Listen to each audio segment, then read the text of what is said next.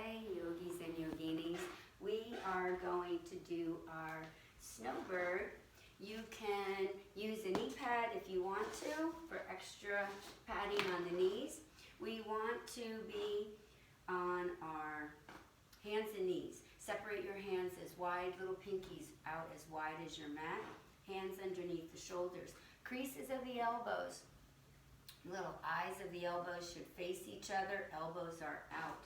We melt the heart. We want to try to find that neutral spine right here. You want to look up and keep your focus there the whole time. Can you curl the toes? Can you squeeze your cheeks the whole time as well? So levels again. So we extend the one leg back. Try to find this neutral pelvis as if I had a block on your backside. You could stay here. This is the inhale. As we exhale, do not disturb that perfect alignment. We point and draw the knee in. You would switch. Inhale if you want to work one more level. We would lift the foot up. It's a hard flex. Inhale here. Exhale, point, pull the belly in. Keep melting through the heart and see if we can come up and keep everything even.